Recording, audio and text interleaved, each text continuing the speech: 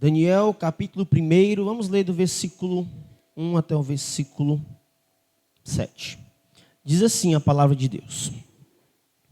No ano 3º do reinado de Joaquim, rei de Judá, veio Nabucodonosor, rei da Babilônia, a Jerusalém e a sitiou. O Senhor lhe entregou nas mãos a Joaquim, rei de Judá, e alguns dos utensílios da casa de Deus.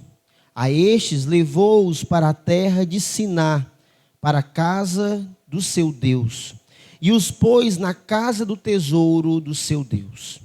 Disse o rei a Aspenaz, chefe dos eunucos, que trouxesse alguns dos filhos de Israel, tanto da linhagem real como dos nobres, jovens sem nenhum defeito, de boa aparência, instruídos em toda a sabedoria, doutos em ciência, versados no conhecimento, e que fossem competentes para assistirem no palácio do rei, e lhe ensinasse a cultura e a língua dos caldeus.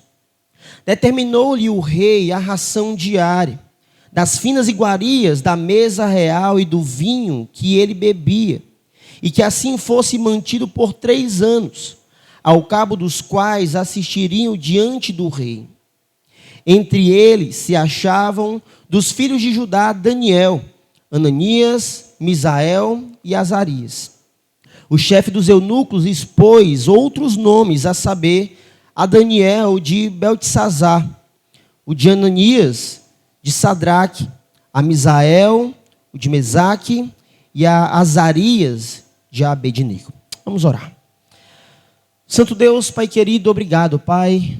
Estamos aqui diante da Tua palavra, que o Senhor possa tocar o nosso coração e nos ajudar, Deus, a refletir em nossa caminhada. Em nome de Cristo. Amém.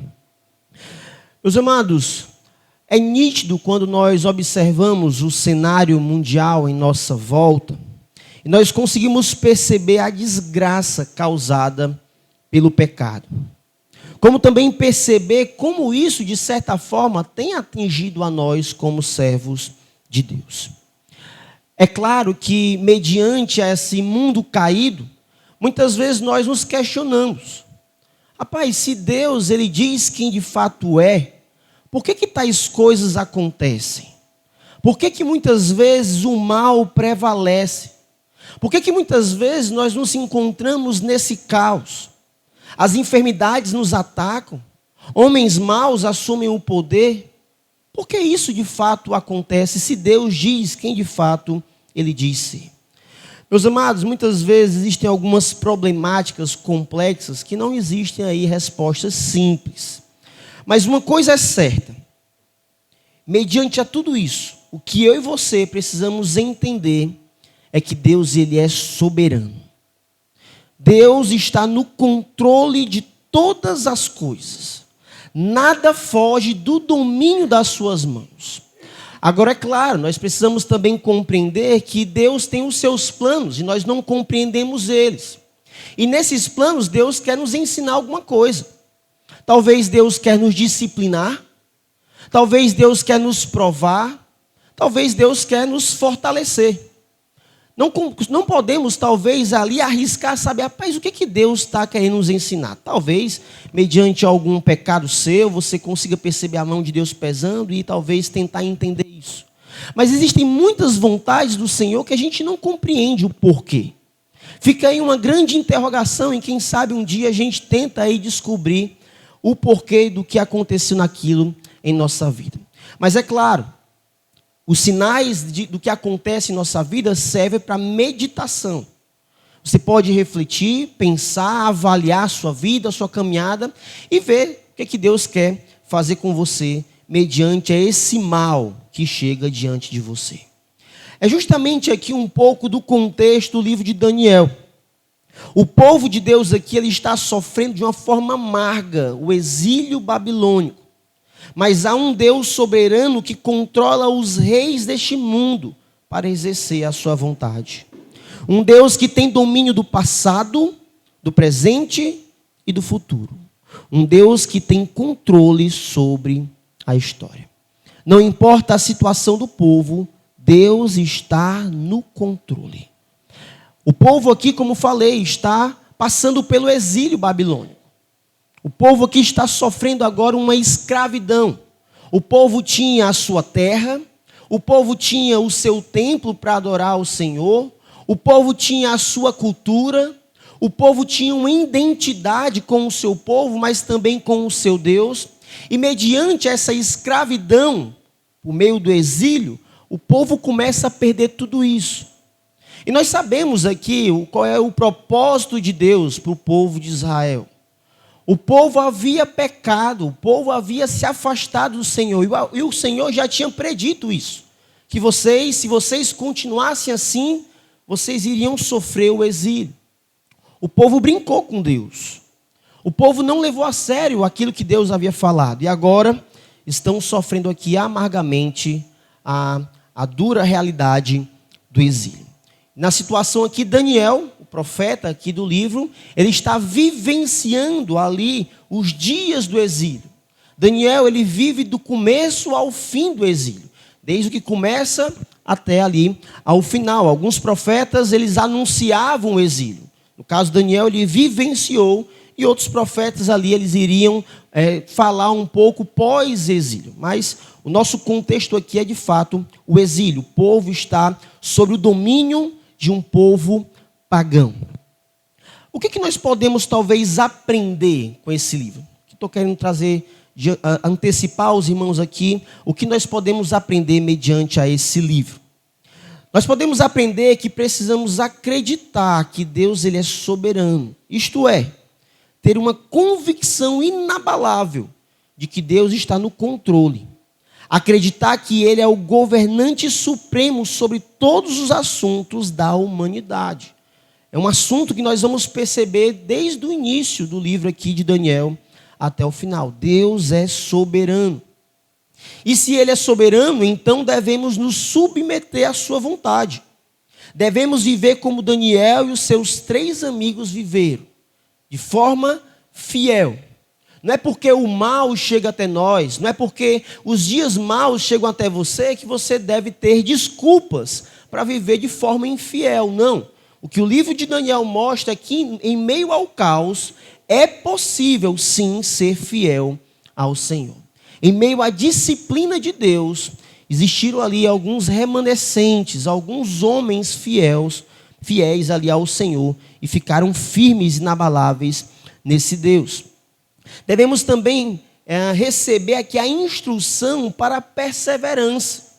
É muito comum, em meio às dificuldades, às circunstâncias duras da vida, a gente fraquejar. É muito fácil a gente querer abandonar a caminhada. Mas o que de fato a gente percebe aqui são homens fiéis e perseverantes. Porque eles compreendem que acima das circunstâncias existe de fato um Deus.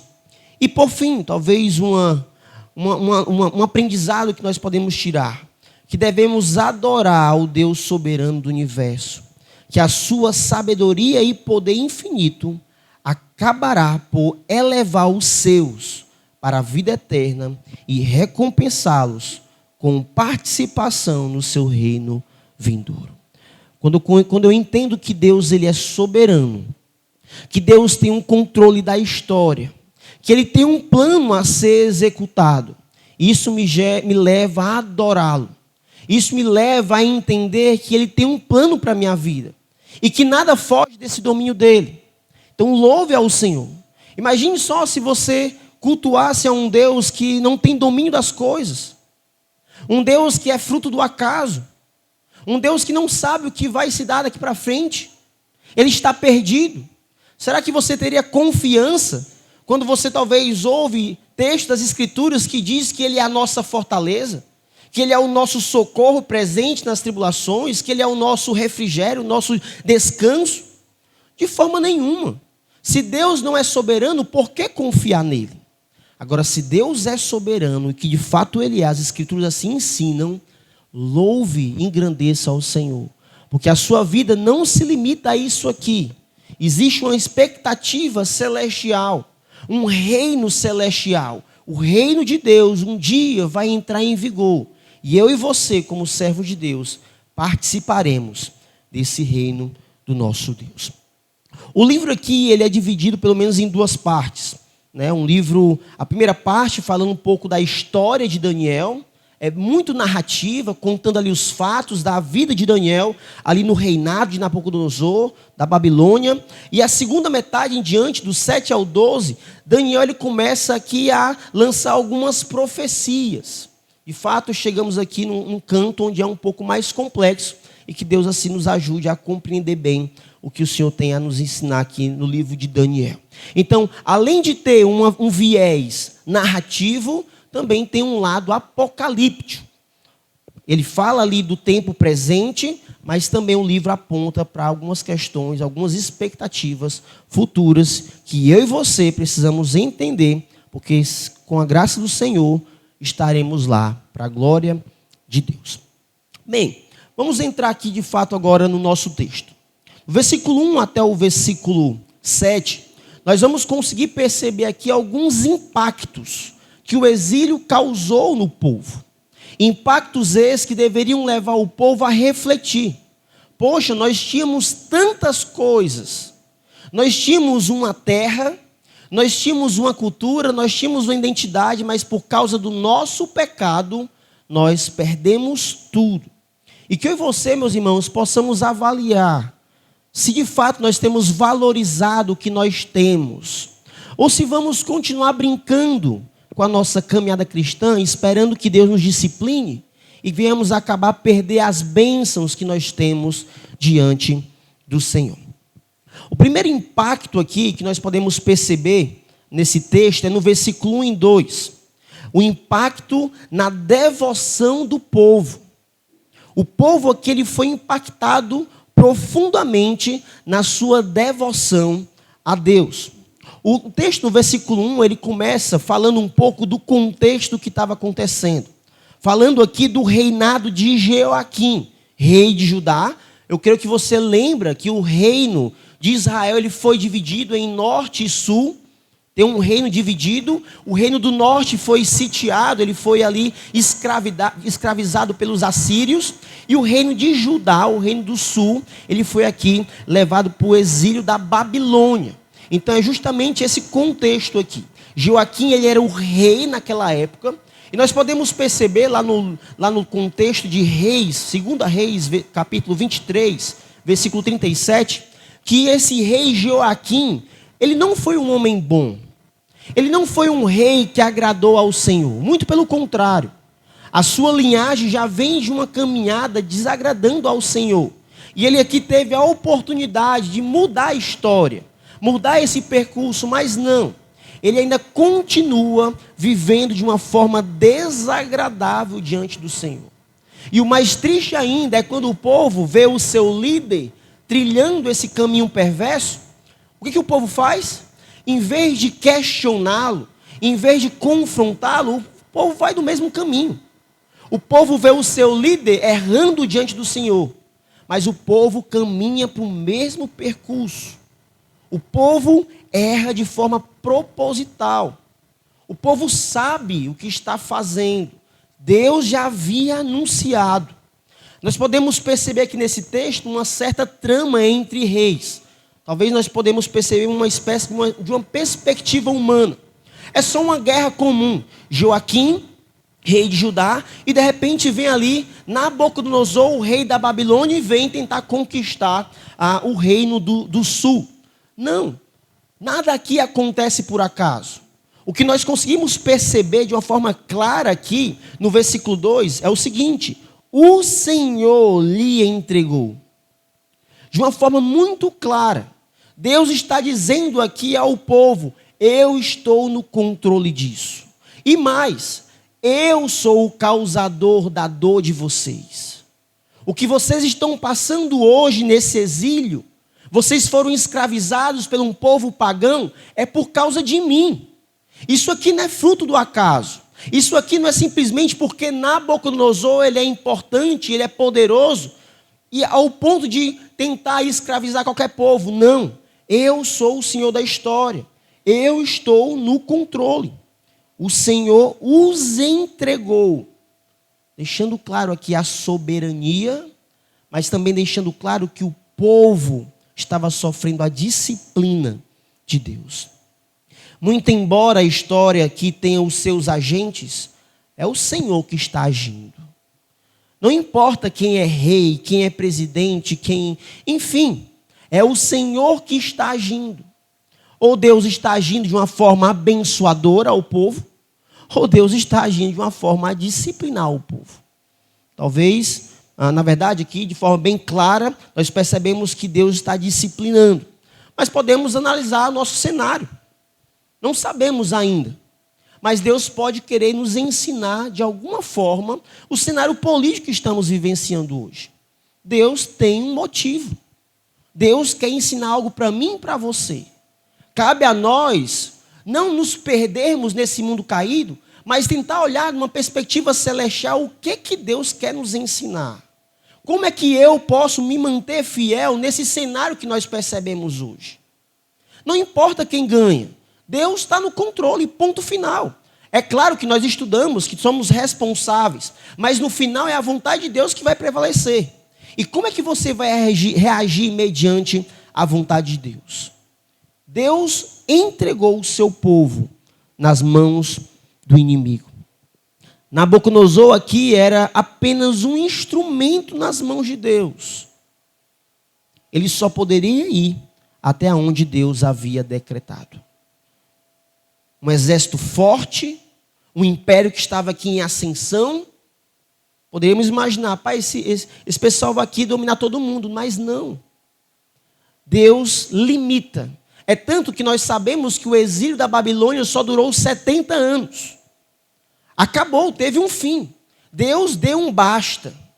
É tanto que o povo aqui de Judá retornou depois. O Senhor restituiu o povo à sua terra. Deu novamente o seu templo. O povo, de fato, voltou aos caminhos de Deus. Houve todo um processo. Mas Deus estava ali. Deus disse, agora a Babilônia vai agir. E eles vão maltratar o meu povo. Agora não. Agora basta. Eu estou no controle. Esse rei da Babilônia só vai até onde eu mando. O texto começa também a nos mostrar aqui, no versículo 1 e 2, em relação a esse viés religioso da devoção. A gente percebe aqui uma certa trama entre reis, mas Deus está aqui na jogada, bem ativo, bem iminente, agindo de forma soberana, mas perceba o que o próprio Deus fez ao povo perder. O versículo 2 ele continua. E alguns dos utensílios da casa de Deus, a estes levou para a terra de Siná, para a casa do seu Deus, e os pôs na casa do tesouro do seu Deus.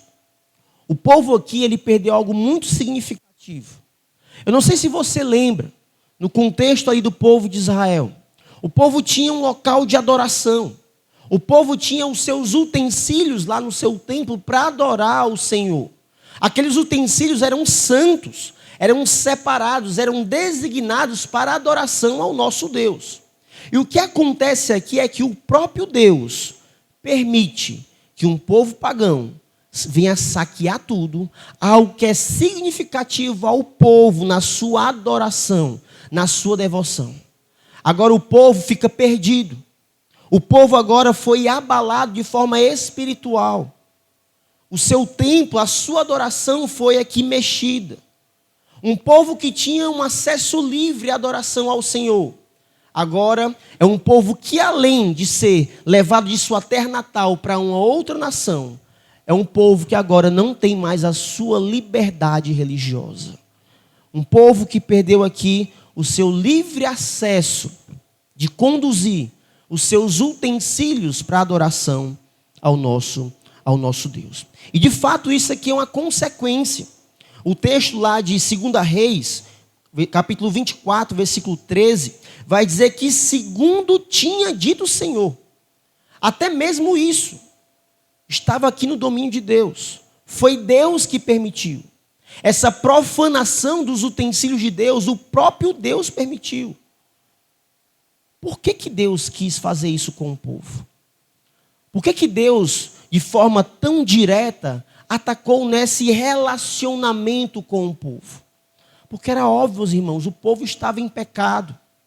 O povo precisava entender que aquilo era consequência dos seus pecados. Quando o povo peca, ele quebra a sua comunhão com o Senhor. Agora, se o povo está arrependido, essa comunhão ela é restaurada. Mas aqui não havia arrependimento ainda. O povo ainda precisava aprender a lição. Ele precisava perder para poder aprender de uma forma dura e amarga as lições do seu pecado. Infelizmente o povo só aprende assim. Meus amados, eu espero que a nossa igreja, não somente nossa igreja, mas que o povo cristão, não aprenda quando começa a perder. Não valorize ao Senhor quando não tiver mais o livre acesso. Porque hoje nós temos livre acesso ao culto. Hoje nós podemos estar aqui reunidos em adoração, cantando de uma forma alta, com os instrumentos. Mas pode chegar um tempo que isso não seja mais possível. E a gente acha que isso talvez não se torne uma realidade. Mas pode ser, se assim o Senhor quiser. Ah, mas nós vivemos numa democracia. E, se o Senhor quiser, Ele muda isso. E a gente pode perder aquilo que nós temos diante do Senhor. E perceba aqui que há um jogo de palavras que diz assim: os utensílios saíram da casa do Deus Todo-Poderoso e agora não simplesmente eles foram saqueados para serem vendidos. Esses utensílios foram utilizados na casa dos deuses pagãos. Literalmente aqui uma profanação daquilo que o Senhor havia abençoado. E a palavra aqui, na verdade a terra que esses utensílios foram levados é para a terra de Siná. Também aqui é muito significativo. Siná, se você recorda, é citado ali em Gênesis capítulo 11. Quando essa cidade é citada, é justamente naquele evento lá da Torre de Babel. Quando o povo se ensoberbece, o povo tenta ser melhor que Deus, e Deus ali vai dispersar o povo. O que Deus faz é que o povo agora retorne para essa terra. Em Gênesis 11, o Senhor expulsa o povo dessa terra. Mas aqui no exílio, o Senhor traz novamente o povo a essa terra, para deixar claro que aquilo era sinal de juízo. Em Zacarias capítulo 5, vai justamente falar sobre essa cidade como sinal de juízo. O povo estava aqui tendo que compreender que eles estavam sofrendo o juízo que vinha do Senhor. O exílio envolveu também a queda ao culto. O povo perdeu a sua liberdade de cultuar ao Senhor. Meus amados, isso aqui é algo muito atual também. Isso aqui não somente é uma realidade para o povo exilado. Eu não sei se você recorda, mas a Europa era o berço do cristianismo. Aquele lado de lá do globo foi onde nasceu o cristianismo. As igrejas onde Paulo, os apóstolos fundaram, foram tudo para o lado de lá. E se hoje você observa o lado de lá do globo, como é que está o cenário religioso? Tudo fiel? Cristianismo bombando? Islamismo? Pessoas que não querem mais saber de Deus? Uma região que foi tão abençoada e hoje está sofrendo. Missionários vão para lá hoje e sofrem porque não tem liberdade. Não tem livre acesso às escrituras, não tem livre acesso ao culto. Isso, meus irmãos, é o perigo da religiosidade sem fidelidade. Ser religioso é muito fácil, mas a Bíblia nos chama a ser fiel. E quando você simplesmente é um religioso, Deus vai te ensinar que você precisa ser fiel. E você pode aprender de uma forma dura e amarga, como infelizmente os cristãos da Europa hoje estão aprendendo. Mundanismo, secularismo, as pessoas não querem mais saber de Deus. Uma localidade onde tinham igrejas belíssimas. E muitas dessas igrejas hoje são museus, são comércios.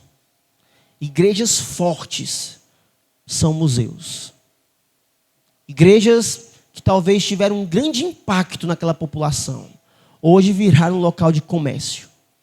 E muitas pessoas que hoje vivem por lá, talvez nem lembrem que aquilo era uma igreja. Sumiu do mapa. o povo perdeu o privilégio que tinha, infelizmente. Então, de forma soberana, Deus ensina que o pecado do povo aqui estava atrapalhando, impactando na sua devoção.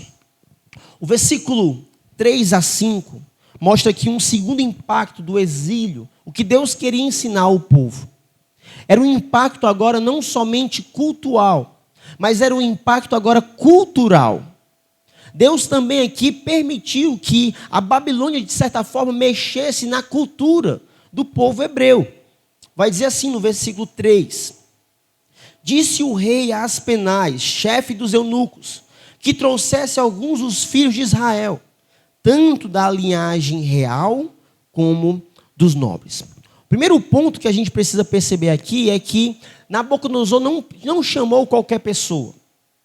Ele chamou aquelas pessoas que faziam parte da linhagem real e de uma linhagem nobre. Ou seja, ele levou cativo os ricos daquela época, as pessoas que tinham condições financeiras. E quem ficou na terra? Os pobres. É o que 2 Reis, capítulo 24, 14 vai dizer. Aqueles que eram de linhagem nobre foram levados para a terra e somente os pobres ficaram. Imagine só, uma cidade que sem sombra de dúvida era movida pelo comércio. Agora não tem mais aqueles que movimentavam o comércio. Uma cidade onde empregava muitas pessoas, agora não tem mais emprego. Isso aqui foi uma atitude muito cruel da Babilônia. Leva o povo que tem condições e deixa o povo na miséria, sofrendo. E onde está Deus? No controle de tudo, permitindo que tudo isso aqui acontecesse. Era uma cultura do povo o comércio. Mas agora a Babilônia, de certa forma, mexe nessa cultura, interfere nisso, extraindo as riquezas da nação e deixando ali o povo na miséria, sofrendo ali amargamente as consequências do seu pecado na pobreza. Como eu falei, uma expressão aqui de grande maldade, partida aqui da Babilônia. O texto ele continua. Não somente isso interferiu na cultura, mas ele chamou aqui, pediu ao seu chefe dos eunucos para trazer alguns jovens com qualidades, sem defeitos, inteligentes, sábios, bonitos. Isso aqui também é bem significativo. O que isso, de certa forma, mexe na cultura? Alguns teólogos, eles vão tentar aqui entender, e aqui no caso é uma possibilidade, o texto não deixa claro nisso, que esses jovens sem nenhum defeito, muito possivelmente está falando em relação a de eles não serem eunucos. Eles não eram castrados. Vai dizer aqui que existiam os eunucos. Os eunucos geralmente cuidavam ali do harém do rei, para que de certa forma eles não viessem ali a ter relações com as mulheres do rei. Mas esses homens aqui que vieram de Israel, eles precisavam ser perfeitos. Se eles não eram eunucos, possivelmente eles poderiam se relacionar com algumas mulheres. E o que isso interfere na cultura? Eu não sei se você lembra na história de Israel, de quantas e quantas vezes o povo se relacionou com povos pagãos, e as culturas eram misturadas. O povo se pervertia. O povo abraçava ali os deuses e os ídolos dos povos pagãos por causa desse relacionamento. É claro, isso aqui é uma possibilidade, o texto não deixa claro, mas faz sentido. Uma vez que esses jovens bonitos, inteligentes, chegavam na cidade e eles poderiam se relacionar, aquilo era uma forma de perder a cultura do povo. Eles não seriam mais identificados com o povo lá da terra de Jerusalém. Não, agora eles seriam identificados com o povo caldeu. Eles viveriam como eles agiriam como eles. É uma trama aqui de Nabucodonosor de tentar, de certa forma, arrancar as raízes culturais daquele povo. Um povo que tinha os seus hábitos, os seus costumes, agora, por causa do seu pecado, também seria arrancado da sua vida essas questões também. E era um povo aqui de boa reputação, inteligente, sábio, doutos em ciências, versados no conhecimento. Não era qualquer pessoa. Eles pegaram os melhores da cidade. pegaram aqueles que eram mais inteligentes para, de certa forma, tentar influenciar eles e desviar essas pessoas. E assim mexer na sua tradição, na sua cultura e arrancar as suas raízes de uma vez por todas. Possivelmente aqui, na verdade, avançando aqui. Versículo 5, ele vai continuar aqui falando em relação à comida. Não somente mexendo aqui nesse relacionamento que poderia existir, não somente mexendo na questão cultural do comércio, mas também na questão cultural alimentícia. O versículo 5 vai dizer o seguinte: determinou-lhe o rei a ração diária das finas iguarias da mesa real e do vinho que ele bebia, e assim fosse mantido por 3 anos, ao cabo dos quais assistiriam diante do rei. Indo aqui em contra com os costumes alimentícios do povo de Deus. Você sabe que a lei tinha várias regras alimentícias. O povo não podia comer aquilo ou aquilo outro. Tinha uma certa regra. Eu não sei se você consegue perceber que todos os viés que vão impactar o povo aqui tem algo relacionado a Deus. Eu esqueci de abordar isso, mas hoje a questão política fala muito sobre a questão financeira, né? Socialismo, a questão de capitalismo. Aqui é totalmente diferente. As questões políticas atingiam diretamente a questão religiosa, cultural, as questões aqui de adoração, as questões de identidade, tudo tinha um viés religioso. E aqui a cultura também tinha um viés religioso. O povo não somente tinha o hábito de comer coisas diferentes, mas eles comiam coisas diferentes por causa de Deus, porque era um direcionamento de Deus. Deus não queria que o povo se contaminasse. E o que o rei diz aqui? Agora eles vão comer do bom e do melhor, das finas iguarias, das comidas que eram impuras ao povo judeu. Eles precisavam aqui passar 3 anos seguindo esse hábito. Criam aqui, possivelmente, que em 3 anos eles poderiam mudar a cultura de alguém. Como eu falei, isso aqui era muito significativo aos judeus. Eles perderiam o elo com a sua terra natal, terra que Deus havia dado por herança. Quando nós falamos de terra nas Escrituras, e principalmente no Antigo Testamento, isso aqui é algo muito significativo para o povo judeu. Deus havia prometido uma terra que mana leite e mel. Deus havia prometido a bênção ao povo.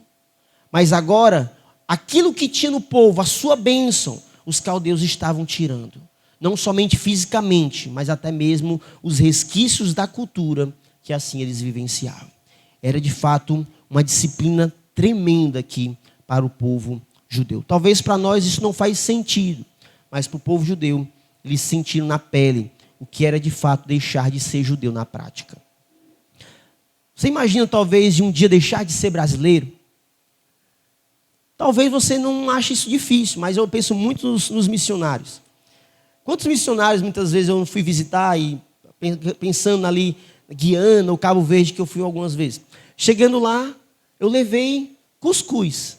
E aqueles irmãos estavam ali, nossa, como isso é bom. Como eu estava sentindo falta disso. A terra, existe uma ligação com a pessoa. E você ser roubado disso, isso interfere também na sua caminhada. O povo aqui sentiu amargamente essas questões. E por último, o terceiro impacto que o povo aqui sofreu por causa da soberania de Deus em relação ao exílio. Era em relação aqui à sua identidade. A identidade do povo foi tirada. Versículos 6 e 7 começa a dizer que esse chefe dos eunucos começou a mudar o nome desses jovens. Vai dizer assim, versículo 6. Entre esses homens que foram trazidos, se achavam os filhos de Judá, Daniel, Ananias, Misael e Azarias. O chefe dos eunucos lhes pôs outros nomes, a saber a Daniel de Beltesazar, de Ananias de Sadraque, a Misael de Mesaque e Azarias de Abidnego. Para quem talvez não compreende um pouco aqui o que o texto está dizendo, talvez vai só pensar que é simplesmente um nome que está sendo mudado. Um nome natal, onde ele recebeu ali no seu nascimento, e um nome agora vinculado aos caldeus. Simplesmente é isso? Não. Novamente, aqui também vem um viés religioso. Os nomes deles, que eles vieram de nascença, receberam de nascença, têm uma ligação com a sua adoração ao Senhor. Não é à toa que o nome de Daniel aqui, ele significa Deus é o meu juiz. E foi mudado para Beltesazar, que também tem um significado com outros deuses pagãos. Bel protege o rei. Ananias significava o Senhor é gracioso. E foi mudado para Sadraque, que significa ordem de Acu, também um outro deus pagão. Misael significa quem é como o Senhor. Foi mudado para Mesaque, que significa quem é como Acu, outro deus pagão. Azarias significa o Senhor é o meu ajudador. E foi mudado para Abednego, servo de Nego. Então, perceba aqui a sua identidade, não somente cultural, mas a sua identidade com o seu Deus também foi tirado deles aqui. Os seus nomes que tinham significados aqui, vinculados com o Senhor Todo-Poderoso, o Deus soberano, o Deus que havia dado a bênção ao povo de Israel, esses homens também haviam perdido esses nomes. E agora os seus nomes estavam ali vinculados a deuses pagãos. Meus amados, o povo aqui foi impactado de uma forma dura. E tudo isso por causa de pecados. Tudo isso por falta de desobediência. Um povo que tinha tudo, mas um povo que perdeu tudo. Um povo que tinha livre acesso ao Senhor, mas por causa do pecado, perdeu isso. Um povo que tinha uma cultura, e eles amavam aquilo, perderam. Um povo que tinha uma identidade com o seu Deus, perderam. Aqui é proposital os caldeus fazerem isso. Eles queriam tirar, como eu falei, qualquer resquício do que eles haviam aprendido no passado. Tudo que eles haviam aprendido do seu Deus, eles queriam tirar. Mas o que nos leva ao conforto aqui é de saber que tem um Deus soberano. Um Deus que conhece a história. Aparentemente aqui é o fim do caminho. Esse povo vai se perder. Esse povo aqui nunca mais vai retornar aos caminhos do Senhor. Mas tem um Deus soberano que está cuidando da história. Que já tem um plano decretado para eles. Meus amados, a gente vive num mundo, talvez não parecido aqui, como nós lemos nas Escrituras, de forma ativa. Porém, muitas coisas são parecidas, só muda o cenário, só muda a época, mas o pecado é o mesmo. Quantas e quantas vezes esse mundo caído não tenta de alguma forma mexer na sua vida como cristão? Como esse mundo caído muitas vezes não tenta ali tentar roubar a sua identidade em Cristo. Talvez o seu nome não tem nada a ver com algo bíblico ou talvez com algo que leve ao Senhor. Talvez. A gente não tem esse hábito, era hábito da época. Mas, porém, de um outro lado, nós temos uma identidade em Cristo. Essa é a nossa identidade. E até isso as pessoas tentam roubar de nós. Até isso eles tentam, de certa forma, nos desviar. Para que essa identidade em Cristo seja manchada. Não seja mais vivenciada. Os hábitos e os costumes que nós temos, cristãos, até isso eles tentam mudar. Tudo eles tentam mexer. O nosso culto também. Enquanto nós estamos aqui adorando ao Senhor, graças a Deus nós não temos nenhuma interferência. Mas tem pessoas que hoje, nesse exato momento, estão não podendo servir ao Senhor. Adorar como nós adoramos. Tentando interferir no culto também. É isso que o mundo caído, o mundo que jaz no maligno, tenta sobre nós. Mas, novamente, o que nós vamos perceber a partir da semana que vem, que é possível se manter firme. Mesmo vivendo um mundo em trevas, no mundo em pecado, é possível se manter fiel. É possível você continuar inabalável. Meus amados, não venhamos perder as coisas que nós temos abençoadoras para aprender. Hoje você tem livre acesso às Escrituras. Hoje você tem livre acesso à igreja. Hoje você tem livre acesso a pregar o Evangelho. Hoje você tem livre acesso para servir na igreja. Tudo isso é o que você tem e muito mais.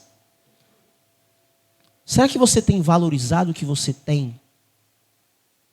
Será que de fato isso brilha nos seus olhos? Deus tem me abençoado, eu vou me apropriar dessas bênçãos. Ou será que você tem vivido como isso fosse algo sem muito valor e importância para você? Não se esqueça, Deus pode te ensinar de uma forma amarga. Pode fazer você perder tudo para aprender o que você tinha. Pode mostrar de uma forma dura e difícil que antes você era abençoado. Que você perdeu tudo por consequência dos seus pecados. Não se esqueça, Deus disciplina os servos dele de forma individual. Porém, ele também disciplina de forma coletiva. O povo de Israel era confrontado de forma particular e coletiva constantemente. O exílio aqui era simplesmente uma disciplina coletiva. Nem todo mundo aqui estava perdido. E nós vamos perceber que Daniel e seus amigos estavam fiéis. Mas eles estavam onde? Em plena Babilônia. Sofrendo de fato por causa do pecado de outros. Não seja você o causador da disciplina de Deus para o povo de Deus. E se você está fiel e se um dia a disciplina do Senhor chegar até nós, continue fiel, porque é possível.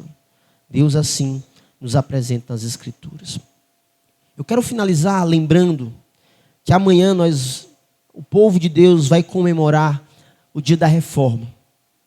Um dia marcante para nós como igreja. Um dia onde nós lembramos o que homens corajosos no passado fizeram para que hoje nós pudéssemos herdar muitas coisas.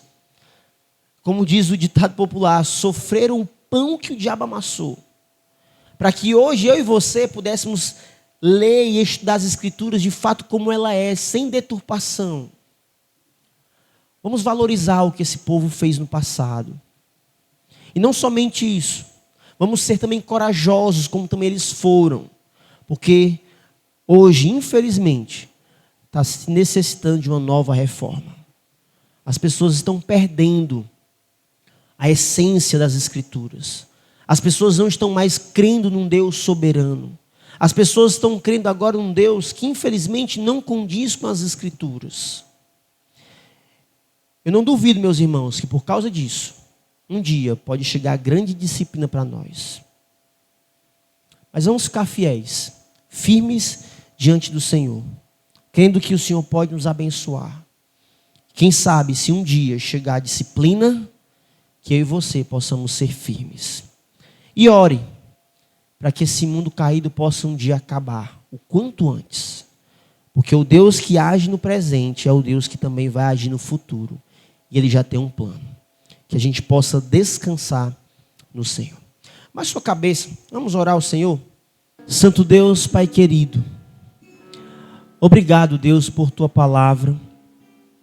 Obrigado, Deus, porque a Tua palavra nos revela um Deus soberano.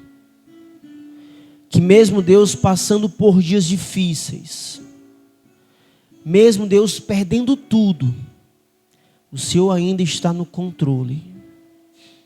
Nos ajuda, Deus, como povo do Senhor, a avaliar o nosso coração.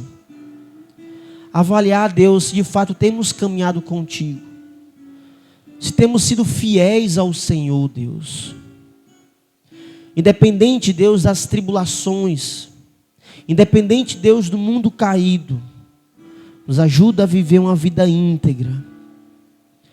Ó Deus, eu também te peço por nossa nação. Eu te peço, Deus, pelo meu Brasil. Vivemos dias tão turbulentos, Deus. Dias tão difíceis, Deus, até mesmo de avaliar um candidato. Mas nos dá paz, Deus, em meio ao caos. Nos dá paz de saber que o Senhor está no controle e que o Senhor sabe o que está fazendo.